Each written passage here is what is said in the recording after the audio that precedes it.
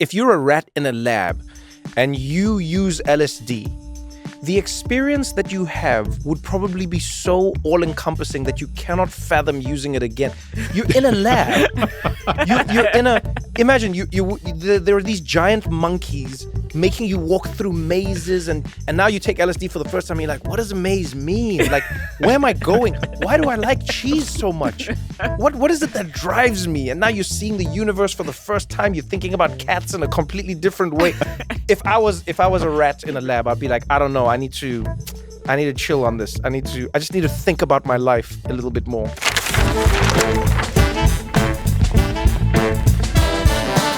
This is What Now with Trevor Noah.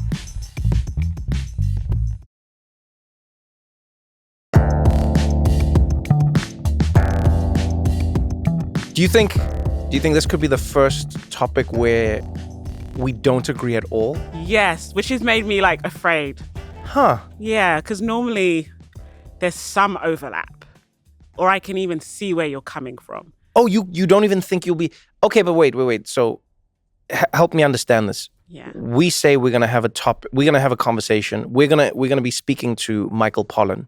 He has single-handedly changed the perception of millions and millions of people when it comes to psychedelics. And it's not only psychedelics, he wrote The Omnivore's Dilemma, This Is Your Mind on Plants, How to Change Your Mind. And he's written beautiful accounts of how we see the world of what we take. Mm-hmm. One of my favorite books of his just even talks about how we see coffee versus how we see something like taking, mushrooms or marijuana. And he goes, coffee... It's a drug that has suited the establishment, and so that's why it's allowed to stay around. So he's explored everything, but it's interesting how now, and we'll talk to him a little bit about it, it's like now he has become the de facto go-to guy on mushrooms and psychedelics and, And yes, it's funny you say he's the guru, but he's not even trying to present himself as a guru. He's like, no. He's not. He's like, guys, I'm a journalist. I'm just a guy. He's like, I'm a journalist. No, you're the chosen one. And everyone's like, you are the guru. Where do I score myself some dope shrooms? Yeah, but it's funny. I've never seen you recoil like this. I know. And I've been thinking about it. Even, I may have prayed about it. Oh, wow. Yeah, because I was just like, I don't want people at home to think like I'm like this lock them up conservatives about people that do recreational drugs. Okay. But I may be a little bit. Okay. No, okay. I think it brings up some stuff for me.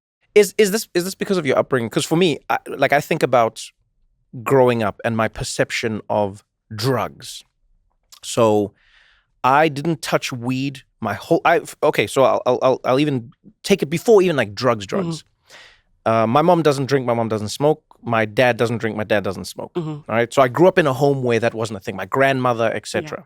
Yeah. And my mom said to me when I was 13, mm-hmm. maybe even younger, she came to my room and she had cigarettes mm-hmm. and she had beer. Mm-hmm. And she said to me, do you want? And I was like, oh, this is a trap. Obviously, this is a trap. And I was almost disappointed, and I was like, come on, lady. I'm not going to fall for a trap like that. You're going to come into my room and offer me cigarettes. And she was like, do you want to try them? And I was like, no, because these are bad things and we should never. And then she said to me, listen, honey, you're going to encounter alcohol. You're going to encounter cigarettes and things. So if you're going to use it, I would rather know that you use it and then you use it at home. Yeah. And then I don't worry that now you're out in the world using it, hiding it from me and then getting into situations where you can't share that you're using it. Harm reduction. Exactly. It's amazing. Which is wild. I mean, my mom is like super religious and super strict and super... Very progressive. Yeah. And so then she didn't even know how to like light a cigarette. So we had to go to an uncle of mine. And then he was like, Trevor, what's up? And she said he wants to try cigarettes. And the guy was like, okay, you want to smoke? And he gave us the cigarettes. And I puffed with him. And I was like, this is trash. This is so... I was like, how is the taste in your mouth? You know what I mean? Yeah. It tastes like someone's like eating everything disgusting and then farting it into your oral cavity. And then the alcohol beer just tastes like old water that has dribbled down a sewer into. I'm a bad Brit. I don't like it. So I didn't like any of that. And then drugs was almost in the same category for me. Because of that initial experience. Yeah. Okay. Yeah. In fact, drugs, the way I grew up was, you are a loser. Mm-hmm.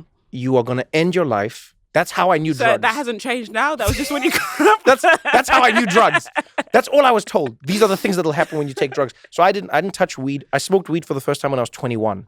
Okay. That's how anti-drug. I used to judge people, and I would look at them and I would say to them, it is a pity that you've chosen to do this with your life. I used to say that to my cousin. So I can see where you might come from. Okay. Yeah. I think it's all of those things and a bit more. All right. But yeah, I just... Are you open to a conversation about it? I'm open to a conversation. And I think the thing that bothers me about this, I'm sad I'm not nuanced, because I pride myself on being like gray area, nuance, both sidism almost. Yes. And on this, I'm like, no. Okay. So yeah. The African mom has finally arrived. The African mom has just emerged and is just here. And the more I seem to read, the deeper I go into know. That's why I'm really curious about today's conversation. Oh, that's an interesting one. Michael, welcome to the podcast. But let me ask you this. Do you think, or do you find that people become more open to the idea of exploring, even the idea of psychedelics when they read? Or do you find that people become more closed off? I find when people read, they do become more open. There are a couple things that make people more open. And by the way, Christiana, I'm not going to advocate you do anything. And I'm going to advocate for that. I know, that's what Trevor's here for. I'm going to advocate. It's perfectly okay not to do these drugs. When I started talking about this, right when my book came out, and I was talking to various groups of people, and I would notice when I spoke in positive terms about psychedelics, I found that unless I started talking about risk right at the beginning, there was always a person or two in the room before I said anything more about it. This person would not open her ears. So I learned in my conversations where I was trying to get a hearing for what have turned out to be some therapeutically really important substances. And the key was, let's talk about risk right at the beginning. Can you get addicted to these substances? Can you overdose on these substances? Because I came very late. I didn't use a psychedelic till I was in my late 50s. I was somebody who, with a family who, and lots of responsibilities. And I did a lot of investigation. Well, how dangerous are these things? Right. And I found that on the classical psychedelics, and it's important to define what we're talking about, LSD, mushrooms or psilocybin, DMT, but not ketamine and not MDMA. These are not technically psychedelics. There is no recorded lethal dose. That's quite remarkable, because you have drugs in your medicine cabinet. If you have Tylenol, that is lethal at about 17 pills. But before we get into that, Michael, I love the idea of speaking about risk first. Mm-hmm.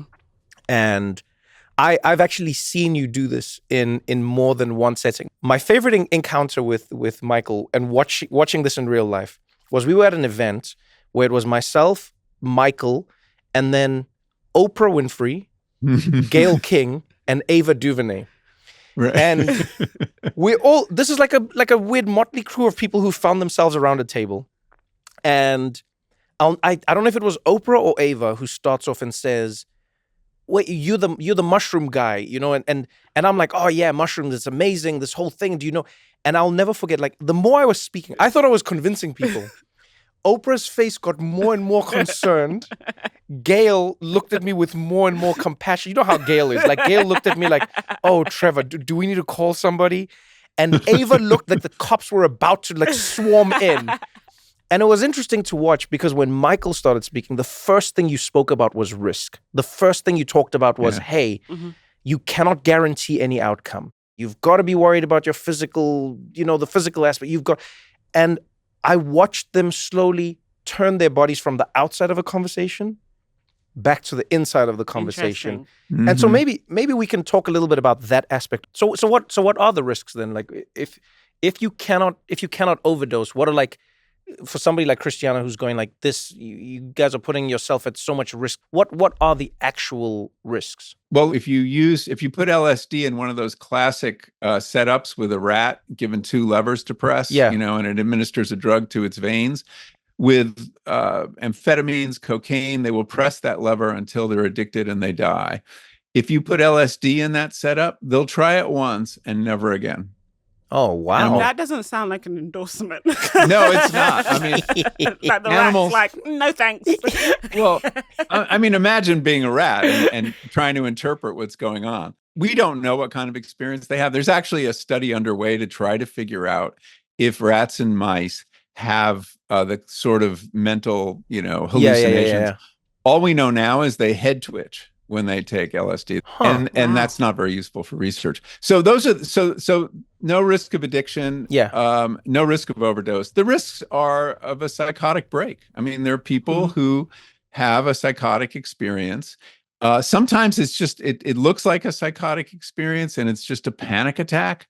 There's a wonderful story that Dr. Andrew Weil tells about working in the Haight-Ashbury Free Clinic in 1968 as a young, newly minted doctor who had had a lot of experience with psychedelics. And the doctors were all saying, people are coming in, having LSD-induced psychosis. Yeah. And he goes into a little examining room, and there's somebody who's absolutely flipping out. And he takes a few notes, and then he says, will you excuse me? There's someone in real trouble in the next room. And as soon as he said that, this person realized, wow, I'm not so fucked up as I thought I was. There's somebody more fucked up than me. And they were fine. So he understood what was going on in a way that the other doctors didn't. But people do flip out. And these experiences can be mitigated, I think, if you work with a guide, someone who's with you to talk you down when this kind of thing happens. But without question, the bad trip is real, and it can be absolutely terrifying. And that, as Trevor said earlier, the effects cannot be predicted. There's a kind of a physiological signature to alcohol or cocaine. That's not true with psychedelics. Everybody has their own experience. And a lot of it depends, as Timothy Leary famously said, on set and setting, that you've got to be in the right mindset, and you need to be in a very safe setting where you're not worried about the FedEx driver coming to the door or a call from your mother. Michael, let me ask you this. I distinctly remember, and it's purely anecdotal, how the conversation around weed, cannabis, marijuana, whatever you want to call it, changed when white American moms started smoking it. All of a sudden, America was like, actually, maybe it's not so bad. Tell me more, Snoop Doggy Dog. You know what I mean? It started changing. Well, How to Change Your Mind, my book about it was in 2018. And at that point, there were lots of people who were using psychedelics but would never talk about it publicly. And one of the things that's happened is that taboo, and none of the scientists would ever admit to ever having had an experience on the record. They would off the record, which was hard for me. But everything changed in the few years after that, and it became acceptable for people to talk about their use. But I think the big thing is the taboo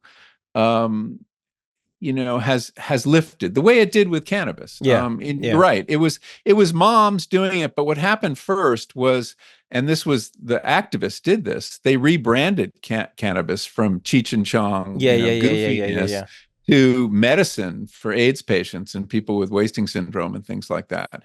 And remember, we started with medical marijuana, and that changed the image. And it may be that the same thing is happening with psychedelics, which are getting a lot of attention as a therapeutic aid. But, as one of my sources put it, they're very important for the betterment of well people also, not just people who are ill. Yeah. So far, though, the path that they're on, I think, is there are two paths, really. There's a medical path that we've talked about. There's also a spiritual path. There are a lot of people who are interested in religion. There was a really interesting study that hasn't been published yet that I'm writing about, where religious leaders in like 13 different faiths were given a high dose of psilocybin to see what insight they might have on the religious visions they had and the mystical experience. And what did they find? Well, a lot of these people were burnt out before. You're working with the dying and people at really hard times in their lives, and congregations are shrinking. And many of the ones I talked to had their faith renewed. They all had divine encounters, except for a Buddhist. So it's kind of what you'd expect. The Buddhist said, when I interviewed her, she's a Buddhist priest, and she said, "I traveled to a realm beyond concept for which there are no words." Oh, I love that. It was a very short interview. There was nowhere to go from there. But others they were really surprised that the divine didn't always conform to their faith. And in many cases, I think the majority, the divine was feminine. And that blew some of their minds. I love that. God is a woman. I can get behind that. Yeah, God is a woman. So now we've got her. Now we've got her. Okay, wait. So what's the thing you're most like when you think about it? You know what? It's so funny. What's the scariest thing you think of? What scares me? The benefits. Wait, what? Yeah, everything I read about the good, and I'd love Michael to go through the benefits first, and then I'll explain why I found it profoundly terrifying. Wait. I thought you were going to be like... this is interesting. Wait, I thought you were going to tell me that you're afraid of... Yeah, but all of that stuff also exists with alcohol, which I think if it was invented today, we probably wouldn't sell it so freely. Do you know what I mean? Like, all of that stuff exists with other substances. But psychedelics, for me, the more I read, it was the benefits that was like, this is some cultist, scary shit. And people should just be Pentecostals. But Michael, I want you to talk through the benefits, particularly what did take me was end-of-life care. This was the most moving work that I saw getting done, which was people with cancer diagnoses, many of them terminal, having a guided psychedelic session. This happened at NYU in New York and at Johns Hopkins in Baltimore. And I interviewed a lot of these people, and they had their whole attitude toward death and their anxiety changed. Some had the experience of developed a confidence that something would happen to their consciousness after they died. Other people had incredibly naturalistic scenarios in their head about what would happen. I remember one woman describing that she'd been flying all over the world and then went into the ground and was kind of disaggregated, and her molecules were taken up by plants. Wow. And now this is not a supernatural idea. This actually happens, right? Yes. Yeah, but to feel it, I mean... But she felt it, and she identified with it. And she identified with something beyond her ego that made it easier to think about her death, that we are all interconnected, and that in some way she would go on. And yes, her ego would not, but that was okay. And this experience of what's called ego dissolution, of feeling that yourself has kind of been, I mean, I describe in the book this experience of seeing myself explode into a cloud of blue Post-it notes, which then fluttered to the ground and formed this pool of thick blue paint. And from some new perspective, I'm observing this, and I was like, okay, this is perfectly fine. That's okay, being a puddle of blue paint. I don't have a problem with that. But what happens when your ego dissolves is that the barrier, your ego is a wall, is a defensive structure, right? And when the walls come down, there's nothing separating you from whatever is out there. We're going to continue this conversation right after this short break.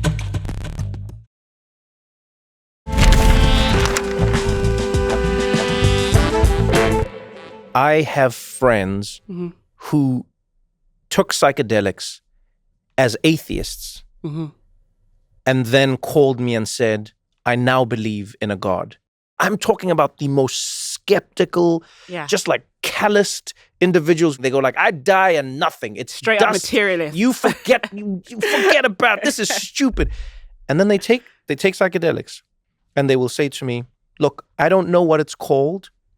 I don't know who made it or whether it made me or how it works or doesn't work, but I now know that it exists. And you see them develop a different connection with themselves and with this idea that goes beyond themselves. And I always wonder, actually, Michael, like, you know, we know that psychedelics affect, or at least mushrooms in particular, affect our neuroplasticity, right? So essentially what it does is it interrupts your brain's ability to make assumptions about things, which is how the human brain needs to work. Yeah. Right? The reason a baby is enamored by a box is because their brain is constantly going like, whoa, what is this? Whoa. And then at some point you're like, it's a box. That's why when we have like cake, you know that, what's it called again? You know the trend. You guys know the trend I'm talking about. And it's not a cake. Yeah, but cake's not cake. Yeah, but you know why that you messes think it's with a pencil, us? Yes, but it's exactly. like cake. Okay, yeah. So one of the reasons that messes with us and mesmerizes us so much as adults is because it's sort of returning us back to being a baby. Babies are constantly living in a world of, is it cake? You with me? Yes. So when you play peekaboo with a baby, when you cover your eyes, you know you're gone to them. Yeah. Right? Yeah. So the baby's like, where did you go? And then you open your eyes. They're such idiots. Yeah, exactly. But that's why they live in so much wonder. That's why they're like, wow, the world is so big. And sorry, Trevor, this is I think part of my objection. Yeah. That shortcut to wonder. No, but it's not necessarily about the wonder that I'm talking. I'm talking about the brain being interrupted in creating a fixed idea of what it is and what reality is or isn't, right? Yeah. But meditation can do that, no? You've never meditated so much that you thought something was cake. Don't lie. Okay, all right. Everyone who tells me this, you're lying. Everyone. Okay. Do you know what? I come from a spiritual tradition where people really believe in the transcendent and the supernatural. Like, I was raised in a Pentecostal tradition where people speak in tongues, they fall on the floor. It's all of this somatic body work. They see visions all the time. Like, they have these out-of-body experiences constantly. And they don't use shrooms. Some of them say they have the experiences, but they don't necessarily. I mean, if they say it, it's still true. It's true to them. I don't know. I'll be honest with you. And it's true to people who take psychedelics, their insights in the same way. Yeah. I mean, they're both subjective opinions. That can't be proven. But the people having these religious experiences, you know, there is brain chemistry involved there too. Yes. So we're talking about, you know, chemicals produced by your own brain or chemicals introduced to your brain. That's the distinction. And I don't know, you know, how important a distinction that is. But I think that going back to what Trevor said, we don't really take in the world anymore as adults, right? We have a set of predictions and beliefs. And so that's why we don't think about boxes. It's just a box and it's just cake. And that we have stopped having the kind of what's sometimes called lantern consciousness of children, where they take in information from everywhere and everything's, you know, awesome and wonderful. We have what's called spotlight consciousness, which is very useful for getting stuff done. But it gives you a kind of focus, and it's based on the world being as the world usually is. And so very little new information comes in. Our senses are only being used to correct the predictions that our minds are making. That's it. What psychedelics appear to do is short circuit that predictive machinery. And what that means is they can help you break out of habits of thinking and habits of behavior that you're stuck in, because you're predicting that, you know, I'm the kind of person who can't get through the day without a drink. Yeah. This is a prediction about who you are and an identity you're stuck in. And the psychedelics, Trevor mentioned plasticity. They make the mind more plastic, and they essentially temporarily dissolve those habits of thought. And that's very useful for people struggling with addiction, for people struggling with eating disorders, people struggling with obsessive compulsive. I mean, these are all disorders where you're stuck in a loop and you have some habit of thought you can't break. And psychedelics appears to be able to help people break those habits. I'm curious, can it, and this is a completely serious question, can it be used to treat racism? Because like that is a pattern. No, that is to me, that's, I mean. I know you're being serious. I'm being so serious. No, I know you're being serious. That's maybe what made it funnier for me. It's not a ridiculous question. No, but I'm like, not. That's what made it so funny. All right, some people have anorexia, some people have depression, but a lot of people have racism. Right? Are you or your loved ones suffering from racism? Do you find yourself hating people because of the color of their No, skin? like racism, homophobia. These are real, like, Consider societal shrooms. ills. Talk to your doctor about shrooms. It's a serious question. I like it. Just it caught me off guard. Okay, can it be used to treat racism, So- homophobia, etc.? It's a hypothesis that needs to be tested. They do change people's beliefs. There's a general belief that the direction of those changes are toward feeling more like other people, more connected to other people, Yeah. more connected to nature, less tolerance for authoritarianism. I haven't seen a study looking at racial attitudes, but it stands to reason that if there is this very common feeling of I love everybody, we're all one, and so it's not out of the question. It would be very interesting to test.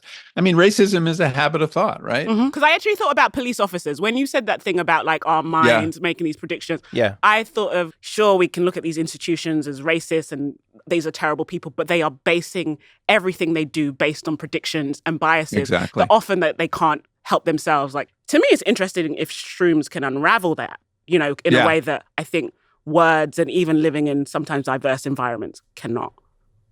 Well, what happens with these experiences is that people begin to write new stories about who they are, about how the world works, but you need to be guided through it. The guide would talk to you about that after the experience to kind of solidify a new perception. Yeah, I think actually that's one of the biggest misconceptions that I've seen around psychedelics, particularly mushrooms, is people will go, you take this and your life changes and everything will never be the same and it's perfect. And to what Michael's saying is, I've found that people who take mushrooms unintentionally or like without intention behind their action don't have the same results. All they do is they experience a moment of joy, they experience a moment of feeling connected, but then they quickly settle back into all the old patterns because they've been around for so much longer. But the people who have a guide or people who do what they call like reintegration, those people spend more time in the liminal space that is thinking about what you're experiencing. And that's another reason I didn't like it. Why? Because as I understand it, right, the roots of this stuff is indigenous medicine, right? It belonged to a people before it was kind of codified, and it becomes this thing that academics and, Hollywood elites and white liberal people do. I don't think it belonged to anyone. I think people were just taking it. Sure, but like it's part of like indigenous plant medicine in a way that it's not connected to the white American experience. Am I wrong, Michael? You're partly right and partly wrong. I love this. This is great. Great. But like, go ahead. Psilocybin. So some psychedelics have an indigenous history. Psilocybin is one. It was used in Mexico and Central America for thousands of years. Peyote, Native Americans and Mexicans for 6,000 years. But LSD, MDMA, these are creations of modern, Western chemistry. I think that in general, the indigenous use of these substances has a lot to teach us, and that I think one of the places we went wrong in the 60s was not paying attention to the wisdom of indigenous cultures, and we figured we could create a whole new context, and we failed. Where are we seeing the biggest changes in the adoption of psychedelics or even the acceptance of them? Where are we seeing a thrust coming from a particular segment of society in America? I think, Silicon Valley has been a place where psychedelics are in widespread use. And these are the people who are the philanthropists funding a lot of the studies that are going on. One interesting community that I've been working on, I'm writing a book about consciousness. And most of the philosophers and neuroscientists who are working on that issue are experimenting with psychedelics as an avenue of inquiry. People who are completely brain-centric people who think, of course, consciousness emerges from the neurons, are having experiences of consciousness outside of the skull. And they're having crises, metaphysical crises. So that's really interesting. I don't know where that'll go. One community that's really important in this space is veterans. It's a community with high rates of trauma. What is it? 18 suicides a day in America among Yeah. vets. Yeah. And some of them are using it, often in groups, sometimes going down to Mexico or somewhere where it's legal or quasi-legal, but that they're getting a lot of relief from trauma using a series of psychedelics. I think, you have this interesting phenomenon of microdosing, which is very low risk, and many people do it. Christiana alluded to it earlier. Some people find it very helpful. We don't have a lot of science on it to say one way or another. It may be a placebo effect, but there's nothing wrong with a placebo effect. If it works, it works. And placebos are actually driving changes in your mind. Mm-hmm. But that, I think, makes it very easy for people to enter into this world at low risk and potentially high reward. And that seems to be in many, many different circles. So much to unpack here for me, because I do know part of my rejection of this is rooted in my own sense of ego. I will own that. And having a family with mental illness and addiction issues. So there's a lot of stuff around substances for me. And now we have this drug that is coming more into emergence that some people can afford a fancy guide. Yeah. Yeah, and it is very expensive. And it's very expensive, and like settings, like it sounds like this is something that could be hugely beneficial for people who don't have much money and can't afford a guide. So first of all, I want to go back to what you said about family and addiction and stuff. I, like you, have family members who have struggled with predominantly alcohol. Okay. And that addiction, when you see it, is one of the worst things. It's one of the scariest experiences you'll have. That's why when I first encountered any semblance of something that was even considered a drug, I was like, oh, this is the escalation of that. Yeah. I was like, if alcohol is 10% bad, drugs are 500% bad. That's how I thought. Mm-hmm. And then what I came to find is how these substances, these medicines, I would even call them, they do the opposite of like alcohol. I always try and explain this to friends. I go, alcohol disconnects you from yourself, and psychedelics connect you to yourself. I've met very few people, if any actually, who go, oh yeah, I can't believe I did that. And no, alcohol will always have a story that ends with, and then I crashed the car, and then I punched this person. Psychedelics does this. It's a strange, different connection that connects people to themselves and who they actually wish to be, as opposed to like who they've sort of become. You know. It sounds so religious. No, it isn't. It is in many ways. But you know what I like about it is it's not easily manipulated by a religious figure. Is that how it's felt for you when you've done psychedelics? Yeah, that's exactly how it's felt. So I think in an optimistic world, in a future, right now it's expensive. There's guides. People have made it a little like, what do they call it? Like glamping. Yeah, glamping. They've made it glamping right now. Yeah. But I do think there'll be apps. I do think there'll be a democratization of the idea of a guide. I genuinely think it'll be very short before you'll have an AI guide on your phone. So dystopian. No, I know it is in some ways, but can I tell you something? I actually think that will be what opens it up to everyone in the right way. And I think that's going to open it in the right way. Because, to your point, Michael, when people have used psychedelics in the right settings, with the right company, with the right intention, I've witnessed people change their lives. I've seen people who couldn't build connections with their families. They had deep traumas that they've held their entire lives. And they couldn't, with all the talk therapy in the world, they couldn't let go of the feeling. You know the feeling you have? Sure.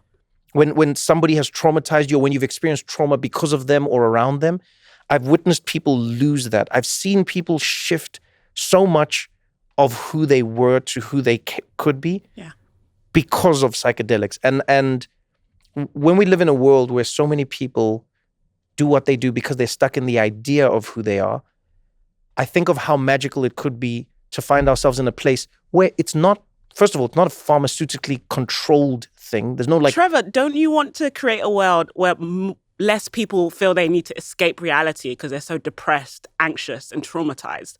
Like it feels like... And that's what I'm saying. I don't know. I don't know if you agree, Michael. But I feel like psychedelics are kind of like a plaster over the mother wound or whatever it is. Yeah. Do you know what? If we weren't in a capitalist hellscape, right, and we had good housing and good schools, challenge you on this. And more people were healed. This is work of like prison abolitionists, right? Who are like, don't put him in prison. He just needs organic food and a nice house, right?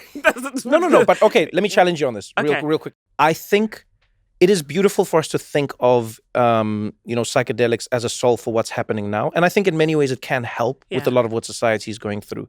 However, this has been as old as time. There will always be something that makes time human terrible. Condition. You're going to get eaten by a lion. That is going to traumatize you, okay? Well, and don't forget death. I mean, you could have the perfect society, but you're still going to have death. But that's very natural to me. Like, well, it's very natural, but it makes people crazy. It does. I mean, it's very disturbing to us, and we're not very good at processing it. And so, I agree. I mean, the goal should be to remove causes of trauma, and that's a worthy goal. And being able to treat people who have been traumatized does not in any way diminish the need to address the causes of it, but it's going to happen. Yeah. And so you do have to give some thought to how you treat people who've had this. In terms of democratizing it, you can I guess use technology, and maybe AIs will turn out to be very good guides. But I think this is why there is so much energy on the part of researchers in this area to get FDA approval. I mean, that's really how you reach lots of people. And that's what we were hoping would happen with MDMA, although that approval has been delayed. Let's talk a little bit about that. This is my conspiracy theory. I'll put it out there. I love it already. There's a conspiracy theory. My conspiracy theory is that governments won't legalize or won't fully accept these medicines or these substances or whatever you want to call them. They won't formalize them until the pharmaceutical industry has figured out a way to synthesize them. Okay. And when they've learned how to synthesize them and sort of like corral what they do, they're going to sell synthetic versions of it to people at a marked up price that nobody can afford, right? And then what they're going to do is they're going to outlaw the stuff that people were just growing and being able to make and distribute themselves. That's my problem.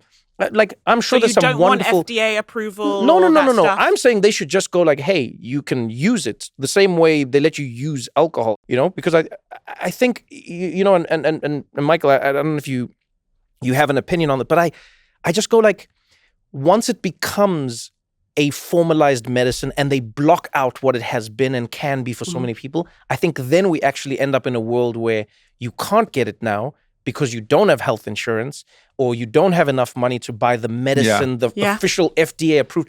When the thing grows out of the ground, it's mushrooms. It's the most resilient thing ever. Which is why I think it'll be hard to control. I mean, I think that the means of production are so easily acquired by everyone.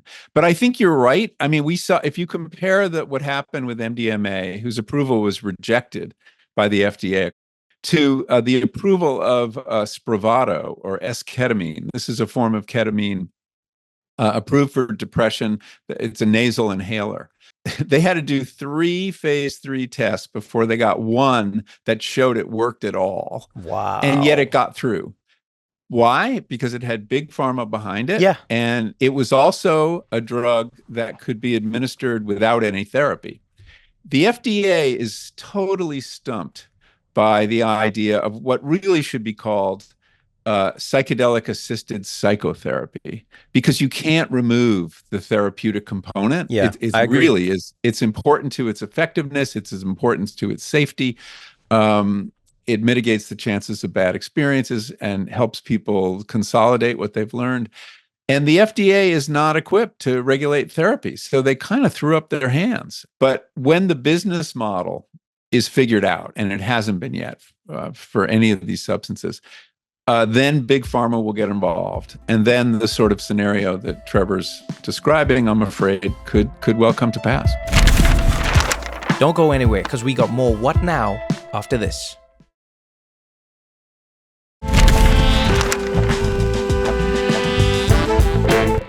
I fit a profile of a person who's typically anti psychedelics, and that's a mother who has young children at home. And I guess, like, as my kids hit 10, 11, 12, 13, 14, their exploration is just a normal part of adolescence. If it was sex, I'd be like, here's some condoms. Like everything out. And I'm like, with what we know about how adolescent brains are, their fragility, but also their their ability to change so quickly. How does a parent discuss this with their 15-year-old, 16-year-old kid who's interested and who's probably going to try it? Is there a safe way for them to do it, or they need to kind of be like Ronald Reagan over here, me, and just say, don't do anything and stay in your room? Like, and I'm just curious about what the conversations around shrooms looks like for parents to their children, and is it even appropriate for, like, I don't mind my 15-year-old smoking some weed, but like when you say they're going on a journey and they may see vampires, I'm like, I don't know about that. So Michael, a long way. Yeah, I didn't have to deal with this. My son, by the time I got interested, my son was, well into his 20s, I think. And he had a couple experiences with before you mushrooms. or after you got into it? Before me. Okay. And I'll tell you very quickly what happened, because it gives you some sense of what can go wrong.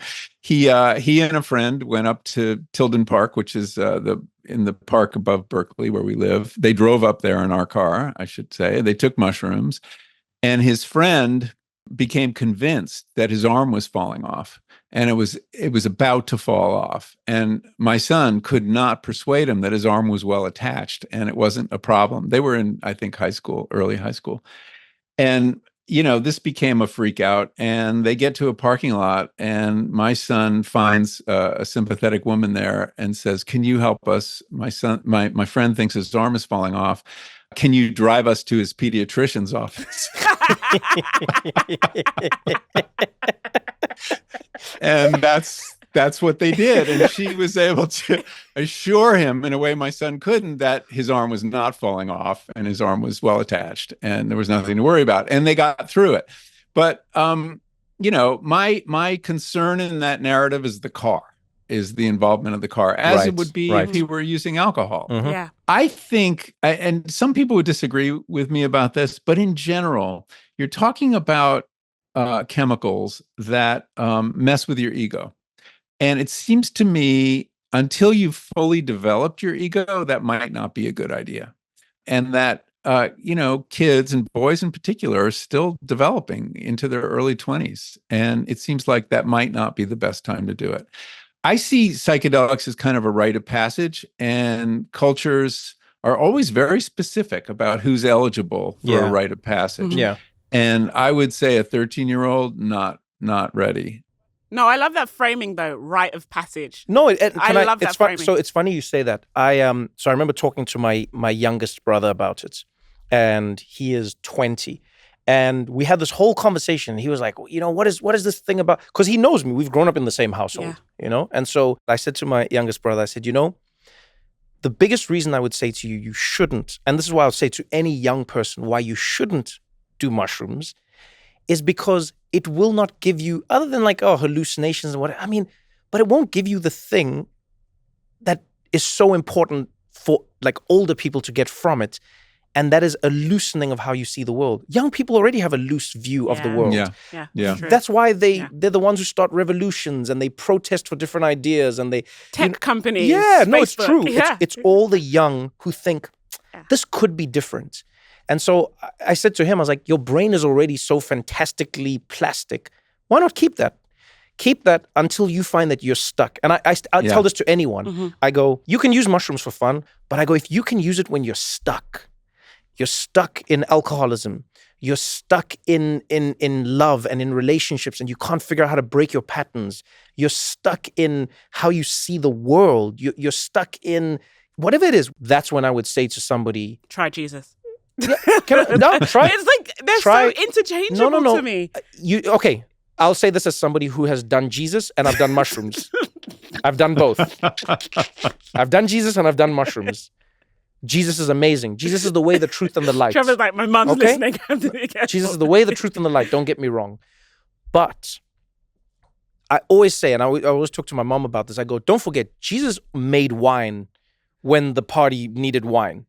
So even Jesus knew that sometimes people need a little something, something. You know what I mean? And by the way, that wine was not just wine. I mean, there's a lot of evidence that the early communion wine was spiked. Oh, Oh, wow. Are you being serious? Interesting. Oh yeah, completely serious. So there are archaeologists that specialize in chemistry, and they've been looking at early communion cups, and they found one in Spain that had residues of ergot, which is the fungus from which LSD was derived. No way. And I know. So there is a theory, and it needs a lot more research and proof. There's a good book on this called The Immortality Key by Brian Marescu. But that there is some reason to believe that there was another drug in the communion cups, and they were trying to give people, as you know, the Native Americans had done, and many other research, a big experience. And what we have left is, this kind of Manischewitz-y wine that's, nothing special. But but once upon a time, it apparently had a real kick. I think what I don't like is how I've seen how presidential advisors during the Nixon era and, during the Vietnam War and all of that, they specifically set out to target these psychedelics because they felt they undermined what America was trying to be. And what was America trying to be at that time? A place where it fights wars, it bombs other countries, it gets their resources, and it makes people clamor for those resources in their lives. And they found when people started using these psychedelics, they didn't care about being a manager. They didn't care about getting more money than the person around them. They didn't care as much. They cared about other people. They wanted other people to eat. Yeah. And this, they felt, undermined what the American dream was built on. And I get the US government in that. Because I'm someone yes. I'm someone that loves order. Like I'm an order over freedom type of person. Yes, but what I'm saying is you're free conflating people opening their consciousness. No, but what I'm saying is close it. Ironically, that's where I think like the indoctrination has worked. They've tricked people into believing that there is only one way to have order. Okay. Do you get what I'm saying? Yeah. They've tricked people into believing that the only way we can live in a civilized society is if everybody goes to an office and everybody tries to make as much money as possible and everybody screws each other over. That's order. But when it's ancient tribes, whether it was Native Americans, whether it was, in South America, whether it was in Africa, they had order. Yeah. And this was a tool that they used, ironically, to maintain that order. Because it did maintain that order. That's right. Because when people are stuck, that's when there's disorder. For sure. This is when people now, they break, they fight, they hurt each other. That's the thing that actually brings the order back, because you go like, oh yeah, I'm part of something. I'm not alone in this thing. Yeah. We're all part of something. Yeah, I think that's my problem. I'm not comfortable with a society where there's no yearning and like profound brokenness for people to keep striving. Yeah, but striving for what? No, but striving for what? Striving for just like this being their best, which is actually. So I want to be the best artist. I'm going to ask. So I'm going to ask Michael about this. But okay, you know what I'm talking about, yes, right? And okay, and I would love to know, Michael, from your side, because look at you. You are one of the most accomplished writers. Did you find that you didn't have a yearning after taking psychedelics, or how did it affect your perception of what to yearn for? Well, one of the things about psychedelics is you don't immediately want to do them again. It's kind of overwhelming. Yeah. And that's why they're not habit forming, I think. It's like, that's why the cartel doesn't sell mushrooms. Yeah, there's no money in it. Even when these things are used in a treatment modality, it's one or two pills or experiences. That's it, And the pharmaceutical model is based on taking the same pill every day for the rest of your life. But without question, they're very disruptive. So every society has drugs, right? I mean, it's just a given that humans change consciousness. It's one of the things we do. Children do it when they get dizzy. We're just not satisfied with everyday normal consciousness for whatever reason. We have caffeine. We don't even think about that as a drug, but it's a very powerful drug. It happens to be a drug that makes us fit even more smoothly into the machinery of the capitalist order. It makes us very good workers, and that's why they're coffee breaks, right? I mean, think about it. Your employer gives you free drugs and time to use them in twice a day. Oh, that's amazing. So, and then there's alcohol, which kind of numbs people to a miserable life, although they can get into trouble with it. And there's cigarettes that actually help help make people better workers in various ways. And then there are drugs that disrupt the whole system. And psychedelics in the Western context in the 60s were definitely that. There's a famous quote from President Nixon that his domestic policy advisor, John Ehrlichman, gave to a journalist. But basically, Ehrlichman said, yeah, the drug war, which Nixon starts in 1970, that wasn't about public health. That was all about politics. Nixon's great enemies were hippies and Black people. Yeah. And by making LSD illegal, he could disrupt the hippie community. And by making marijuana illegal, he could disrupt the Black community. So we have to understand that which drugs are legal, which ones are not, is always changing. And it depends on the nature of the drug, but also the nature of the society. What's happening with psychedelics now is it's undergoing a transformation itself from being this very disruptive force to potentially being something that could help people deal with various mental health issues. That's the story that hasn't been completely written yet, whether our society can make peace with these incredibly powerful and disruptive molecules. And the answer, the jury is still out. Yeah, I don't think, I mean, I'm biased, but I'm biased because of the writing, the people I've met, the research. I don't think it does, to what Michael just said, it may interrupt people's yearning to be part of a system that has failed so many. Yeah, yes, I agree. I can agree with that. Yeah. But look at what it's done to the world. Do you know what I mean? Yeah. Like, we're bombing other countries because we want the black goo that's underneath them, and then we'll bomb another country because we want that thing, or we feel like we need that. And all of that yearning, I don't mind if some of that goes down. I think, because I think people will have a different kind of yearning, and I think that'll broaden us out again as people. Yeah, Do you get what I'm saying? I completely feel you. I know that a lot of my objection is, on one hand, indoctrination. Yes. And then it's just like being a mother is fear. Of course. That I understand. Stakes in society, it's just like, it's this loosening or this loss of yearning or happening that terrifies.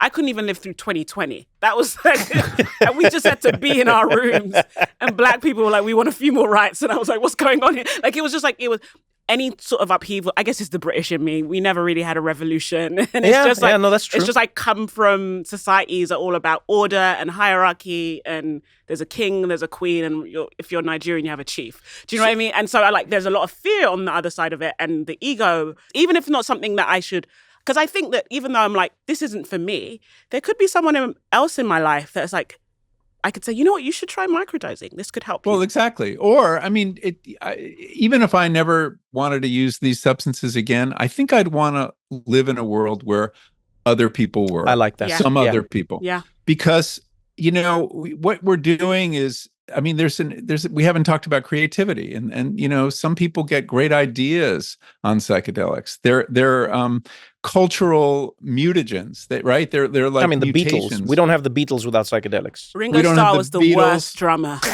to probably ever live. Hot take. So I think we're doing okay. Whoa. Wow, hot take. Terrible at keeping Shots time. fired. But anyway. Sorry, yes, Michael.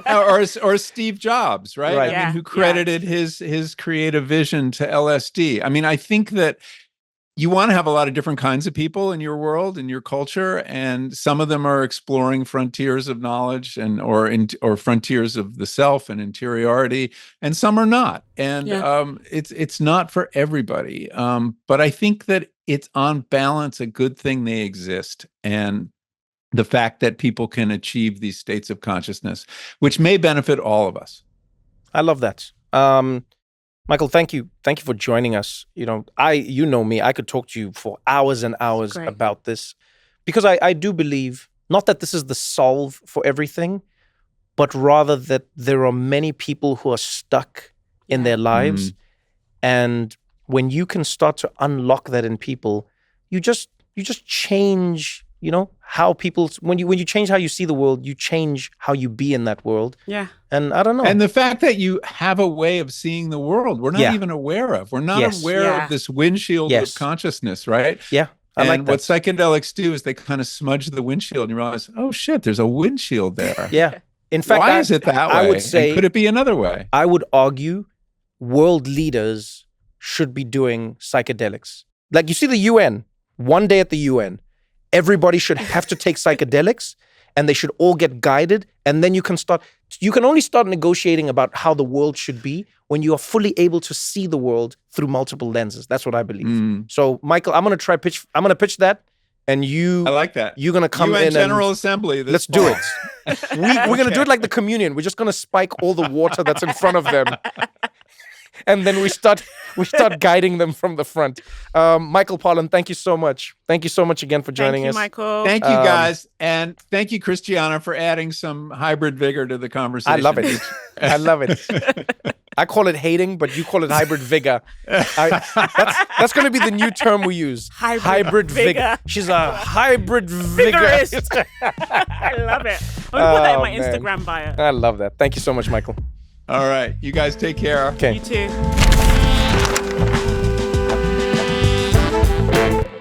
So, okay. So let me ask you this. So first of all, okay. if we were at 100% no. For me personally or for society? No, for you personally. Oh, yeah. Oh, okay, we can do both. You are at 100% no for both. Okay, yeah. Okay, so let's go with society. Where are you now? For society, I'm at like 50% no, because I think that's a good jump. I think most people should not be anywhere near this shit. This is fine. I'm willing to take 50%. But like when you're telling like end of life care, yes, veterans, yes. You know, people need relief. People Yes. need healing. And however you find a healing in a way that's not harmful, I don't want to be in the way of that. Mm-hmm. But for everyone else, you need to figure it out. I beg, figure it out. Grow up. Everyone's traumatized. And for you personally? For me personally, got me down to maybe 100% no to like 95% no. Because I don't want to augment my reality. So there's nothing in your life where you go like, I'm stuck and I haven't been able to unstuck Oh, this. my whole family situation is crazy. Yeah, but I can't fix them. No, but I can't fix my extended family. But like, no, but I'm saying, what about you in them? I agree. There are like blocks and stories that we tell ourselves. Yeah. But I feel like someone that I encountered the divine, and I have like a sense of wonder, nature, my children. Yeah. I don't have that yearning for it right now, And because I have that's things, why I wouldn't say you should do it. I have things that do that for me. But like, I see the benefits. But Michael's great. You're great. You have changed my mind on. I'll take it. 5%. I have moved somebody who is extremely vigorous. I'll take my 5%. Hybrid vigor. Hybrid vigor. Hybrid vigor.